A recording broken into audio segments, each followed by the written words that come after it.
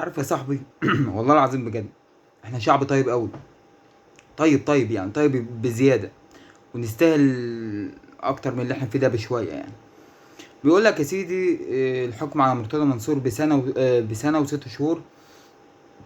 فمجلس الاهلي بيطالب او محامي الاهلي او محامي الخطيب بيطالب بتنفيذ العقوبه يعني.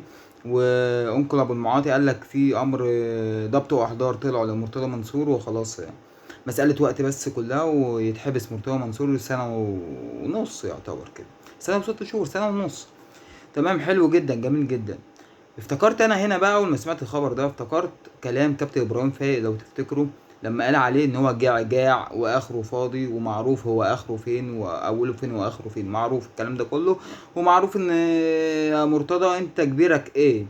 ولكن الفترة اللي فاتت دي كلها، وقت ما كان بيطلع بيشتم في اي حد ويسب اي حد على الشاشات عادي جدا وبتاع، ان هو ما كانش بيتلمس او ان هو ما كانش بيحصل له اي حاجه، ده خلى البعض او الكل والله بما فيهم انا نخاف نقلق منه. نخاف ونقلق منه. وخلي بالك العقوبات اللي هي عليه دلوقتي، الشهر اللي اتحبسوا قبل كده، ودلوقتي سنه وست شهور اهو ان شاء الله يتحبس برضه. مش عقوبات رادعه يعني على اللي هو كان بيعمله، والله العظيم بجد. الشباب اللي هو حبسهم الياما شباب كتير جدا، حقهم فين؟ يعني انا على ما اعتقد، انا مش عارف هو محكوم عليه سنه وست شهور في ايه بالظبط، بس على ما اعتقد ان لو الخطيب زي حالاتنا كده، انت فاهمني، شاب على الله او رجل على الله يعني، كلنا على الله طبعا. ما كانش هيعرف ياكل ولا يشرب معاه مع مرتضى، بجد والله. فحق الناس اللي هي البسيطه الغلبانه فين؟ هو ده السؤال، خلي بالك اللي بيدور في ذهني، حق الناس البسيطة الغلبانة دي فين؟ مرتضى منصور هيتحبس ليه؟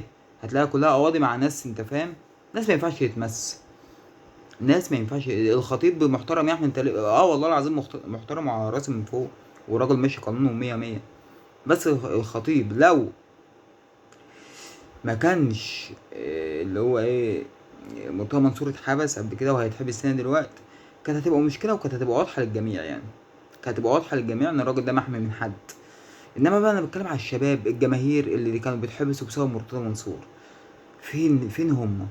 فين دنيتهم ماشيه ازاي بتاع؟ حقهم فين حتى لو طلعوا من بعد كده؟